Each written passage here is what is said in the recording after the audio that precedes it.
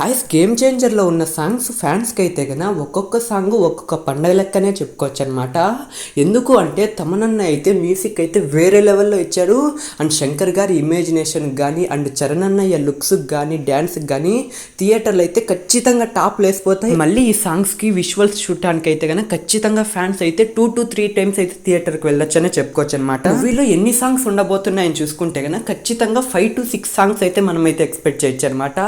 So first release చేసిండే జరగండి song అయితే ఒకటి, అండ్ సెకండ్ రిలీజ్ చేసిన రా మచ్చ మచ్చ సాంగ్ ఇంకోటి అనమాట. అండ్ మీ టీజర్లో కనుక కరెక్ట్గా చూసుకుంటే కనుక సో థర్డ్ సాంగ్ చూసుకుంటే నో వరీస్ సాంగ్ అనమాట. ఈ సాంగ్లో అసలు చరణ్ అన్న ఈ లుక్స్ అయితే వేరే లెవెల్లో ఉన్నాయి.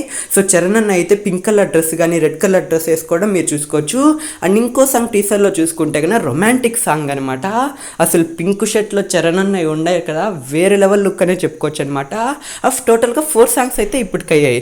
ఇంకో సాంగ్ ఏంటి అంటే కనుక మీరు ఖచ్చితంగా టీజర్లో చూసుకుంటే కనుక గ్రౌండ్ మీద అయితే ఫుల్ చీరలు అయితే పరిచి ఉంటారనమాట. ఖచ్చితంగా చెప్పుకోవచ్చు అక్కడైతే రామ్ చరణ్ గారి ఫ్లాష్ బ్యాక్ అంటే అప్పన్న క్యారెక్టర్ అండ్ అంజలి గారికి అయితే ఇదైతే ఒక సాంగ్ అయితే ఉండొచ్చు అనమాట. సో టోటల్గా 5 సాంగ్స్ అయితే అయ్యాయి టీజర్లో చూసుకున్నట్టయితే. ఇంకో సాంగ్ చూసుకుంటే కనుక అంటే ఇది నా ఎక్స్పెక్టేషన్ అనమాట. సో రామ్ చరణ్ గారి ఫ్లాష్ బ్యాక్ చూసుకుంటే అప్పన్న క్యారెక్టర్లో ఎలక్షన్స్ అన్నీ జరుగుతుంటాయి. బహుశా దానికోసం ఏదైనా ఒక సాంగ్ అయితే ఉండొచ్చు అని అయితే నేనైతే ఎక్స్పెక్ట్ చేస్తున్నాను అనమాట. సో గైస్ వీడియో ఎలా అనిపించిందో ప్లీజ్ కామెంట్ చేయండి. అండ్ మీకు ఇంకా ఎలాంటి అప్డేట్స్ కావాలన్నా ప్లీజ్ కామెంట్ చేయండి. నేను నెక్స్ట్ వీడియోలో అయితే ట్రై చేస్తాను. అండ్ నెక్స్ట్ వీడియోలో కలుస్తాం గైస్. బాయ్.